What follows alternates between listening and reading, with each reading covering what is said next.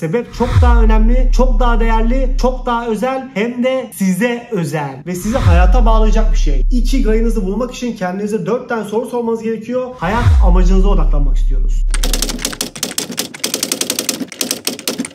Her sabah olduğu gibi bu sabah da kalktınız, çok şükür Yaradan'a hayattasınız. Peki sizi o yataktan dışarıya iten güç ne? Ne olacak da bu yataktan kalkacaksınız? Soğuk zamanda, çok sıcak zamanlarda evinizden çıkıp gideceksiniz bir yerlere. Bunun çok zor olduğunu biliyorum. Ama bir şey daha biliyorum. Bazı insanlar yataktan kalktıkları gibi sanki bir robotmuşçasına hedefe odaklanmış bir şekilde koşturarak işlerine güçlerine gidiyorlar ve akşama kadar çalışıyorlar. Bunun bir sebebi var. Ikigai. Kısa şekilde çevirirsek hayat amacı demek. Hayat amacını bilen insanlar yataktan çıktıklarında bütün günleri normal insanlara göre, daha doğrusu ne yapacaklarını bilmeyen insanlara göre, hayatta savrulan insanlara göre kayboluyorlar ve bir yaprak dalgası gibi sağdan sola uçup gidiyorlar. Ancak Ikigai sistemini bilen insanlar yataktan kalktıklarında çok memnunlar. Onları yataktan kaldıran bir sebep olduğunu biliyorlar. Ve bu sebep sabah 9-5 gittiğim işe ya da gittiğim okula, sebepler bunlar değil. Sebep çok daha önemli, çok daha değerli, çok daha özel, hem de size özel ve sizi hayata bağlayacak bir şey. Hayat amacınız. İşte bir Japon felsefesi olan Ikigai da sizin hayat amacınızı bulmanızı sağlıyor. Gelin bu sistem neymiş beraberce bakalım. Ikigai'nin keşfi hakkında çok kısa bir bilgi vermemiz gerekirse, bu Japonya'nın ana karasında değil, çok daha ufak olan bir adasında, Okinawa isimli küçük adasında ortaya çıkmıştır. Ve bu Okinawa'nın ikinci bir özelliği daha var. Uzun yaşam. Burada yaşayan insanlar sadece Ikigai'larını bilmiyorlar, yani hayat amaçlarını bilmiyorlar. Bir de çok uzun süre yaşayan insanların toplandığı bir alan burası. Ancak bu ilk konumuzda longevity konusuna girmeyeceğiz. O belki başka günün konusu olur. Bugün hayat amacınıza odaklanmak istiyoruz. Ikigai'nizi bulmak için kendinize 4 tane soru sormanız gerekiyor. Ve bu soruların bütünü aslında sizi sonuca götürecek şey. Ancak size baştan söylemek istiyorum. Ben bu kağıdı aldım, kağıdı kalemi yazdım, Ikigai'mi buldum gibi değil. Bu kendinize her gün sormanız gereken bir soru ve bunun cevabını kazıya bu basit soruların çok önemli olan, çok değerli olan cevaplarını kazıyarak bulacağız arkadaşlar. Öncelikle soruları kendimize soralım. Sen ne yapmayı seviyorsun? Hangi işte iyisin? Ne işle ilgileniyorsun? Ve dünyanın neye ihtiyacı var? İşte bu soruların cevapları sizi sonuca doğru götürecek. Ama dediğim gibi zamana ihtiyaç var. Öncelikle şuna bakalım. Ne yapmayı seviyorsun ve dünyanın neye ihtiyacı var sorusunun cevabı sizin misyonunuz. Hangi işte iyi olduğun ve ne yapmayı sevdiği sorusunun cevabı sizin tutkunuz. Hangi işte iyi olduğunuz ve ne iş yapıyorsunuzun cevabı sizin mesleğiniz. Ve ne iş yapıyorsun ile dünyanın neye ihtiyacı olduğu konusunun cevabı da sizin uğraşınız. İşte bunların hepsini bir araya getirebilirsek ortaya Ikigai çıkıyor. Yani sizin hayat amacınız. Arkadaşlar Ikigai'niz, yani hayat amacınız tek bir kelime olmalı ve o kelimede bir fiil olmalı. Mesela hizmet etmek, öğretmek, tanıtmak, gezmek, birleştirmek, inşa etmek, motive etmek, tedavi etmek. Bu daha çok daha uzun yerlere sorulabilir. Kendinize bu soruyu sorun. Benim tek kelimelik hayat amacım olan fiil nedir? İşte bu sorunun cevabı siz sabah yataktan uyandığınızda sizi çok mutlu bir şekilde işinize, gücünüze ya da gitmeniz gereken yere çok daha huzurlu, mutlu bir şekilde gitmenizi sağlayacak. Ancak bu kadar değil. Size Ikigai'nize giden yolda 5 tane küçük adımdan bahsetmek istiyorum. 5 aşamada Ikigai'ye girmeden önce size bir kitap tavsiye etmek istiyorum. Kitabın ismi Ikigai ve yazarları da Hector Garcia ve Frances Miralles. Arkadaşlar öncelikle bu kitabı ben aldım konuyu anlatmak için. Ancak kesin bir şey söylemek istiyorum. Bu kitabı okuyup hayat amacınızı bulma şansınız yok. Bu kitap tamamen longevity ile, uzun yaşama sırlarıyla alakalı. Burada hayat amacınızı nasıl bulacağınız hakkında pek bir bilgi yok. Hatta hiçbir bilgi yok.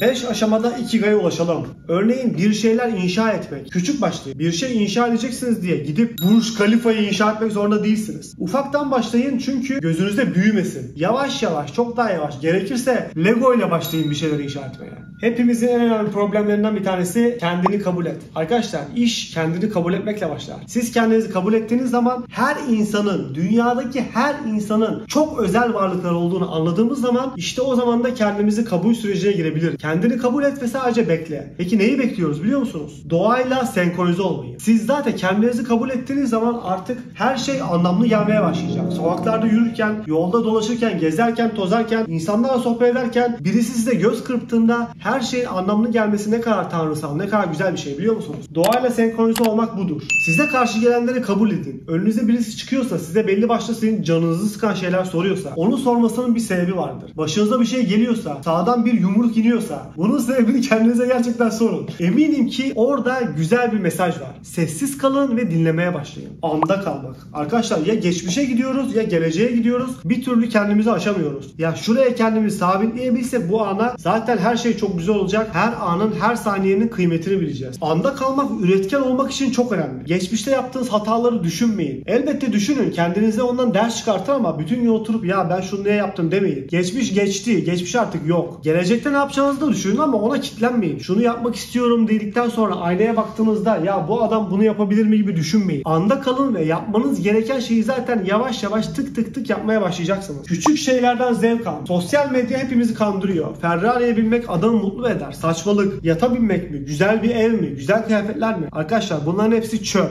Önemli olan şey küçük şeylerden zevk almak. Önemli olan şey günlük sabah içtiğiniz çaydan zevk almaktır. Babaannenizin elini öpmekten, onun yaşıyor olduğundan mutluluk duymaktır, şükretmektir. Önemli olan şey yolda giderken bir kediyi gördüğünüzde, o kediyi kurtardığınızda olası kazadan işte bundan zevk almak. Önemli olan şeyler bunlardır arkadaşlar. Maddi şeyler değil. Önem maneviyattadır. Ikigai'ye ulaşmak için 10 emir.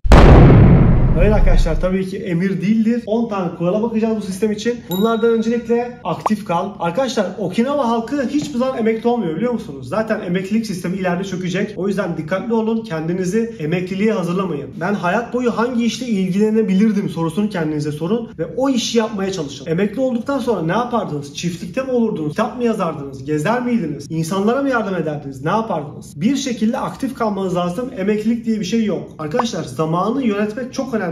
Zamanın içinde yönetmek çok önemli. Neden bahsediyorum? Kimi zaman FOMO'lanırız, bazı fırsatları kaçırdığımızı düşünürüz. Ancak aslında böyle değil. Sizin zihninizin nasıl hızlı çalışıp yavaş çalıştığıyla alakalı. Olabildiğince ağırdan almanız lazım. Hızlı şekilde kararlar vermemeniz lazım. Acele işe şeytan karışır. Az ye. Arkadaşlar Okinawa halkı midenin en fazla %80'ini doldururlar. Ve Okinawa halkı dünyanın en uzun yaşayan halklarından bir tanesi de olarak daha çok sebzeyle besleniyorlar. Olabildiğince az et tüketiyorlar. Burada sizin diyetinize karışacak değilim. Diyetisyen de değilim. Ama olabildiğince az yemeye çalışalım. Bu hem vücudumuza hem de zihnimize çok iyi geliyor. Arkadaşlıklar mutluluk için önemli. Arkadaşlarınızla vakit geçirin. Onların dertlerini dinleyin. Onların iyi günlerinde yanlarında olun. Arkadaşınızla tezgah kurmayın. Her zaman iyi dostluklarınız olsun. Çok kalabalık arkadaş grubuna gerek yok. Olmamalı da. Çekirdek bir ekibiniz olsun ve siz onlara iyi gelin. Onlar da size. Egzersiz yapmak çok önemli. Ne diyor atamız? Sağlam kafa sağlam vücutta olur. Egzersizimizi her zaman günübirlik yapmamız lazım. Kesinlikle tembellik amaçları olan bir insanın en büyük düşmanlarından biridir. Ve tabii ki Ikigai. Olabildiğince gülmemiz lazım. Gülmeye ihtiyacımız var. Gülmek iyidir. Doğayla bütünleşmek kavramını zaten konuşmuştuk. Arkadaşlar 100 yıl, 150 yıl önce zaten herkes doğayla bütündü. Biz son 100-150 yılda kaybettik bunu. Niye? Teknoloji ilerledi. Biz kendimizi bir şey sanır olduk. Ama biz doğayla birlikte varız. Doğanın bir parçasıyız ve doğaya saygı göstermemiz gerekiyor. Olabildiğince doğayı hissetmemiz, onun senkronizasyonunu duymaya çalışmamız gerekiyor. Şükretmek hayati derecede önemli. Sabah akşam olabildiğince her an her saniye şükretmemiz lazım. İyi ki varız, iyi ki yaşıyoruz, iyi ki amaç sahibiyiz. Anda kalmaktan zaten bahsetmiştik. Anda kalmak hayati bir önemlidir. Ve son olarak hayatınızın anlamının peşinde koşun. Arkadaşlar bunu full time yapamayabilirsiniz ya. O gün ben sabah gidiyorum, hiç sevmediğim bir işi yapıyorum diye olabilirsiniz. Hiç sorun yok. İnsanların çoğu zaten böyle. Siz de part time yapın bu işi. Sabah işinize gücünüze gidin. Kendinizi karnınızı doyurmaya çalışın. Ailenize bakmaya çalışın. Akşamında da kendinize vakit ayırdığınız zamanlarda sosyal medyada ya da bir şeyleri tüketmeyin. Onun yerine üretmeye bakın. Hayat amacınızı zaten bildiğiniz zaman onun üzerinde günde yarım saat bile çalışsanız, 10 dakika bile çalışsanız, 1 saat bile çalışsanız size yarayacaktır. Evet arkadaşlar videomuzun sonuna geldik. Umarım videomu beğenmişsinizdir. Ikigai konusu benim çok hoşuma gitti. Umarım siz de beğenmişsinizdir. Arkadaşlar videomu beğendiyseniz lütfen beğen butonuna basın ve beni takip etmediyseniz takibi alın ve arkadaşlarınıza beni önerin. O halde arkadaşlar her zamanki gibi bilinç, bilgi ve birlik ile bizimle kalın. Hoşça kalın efendim.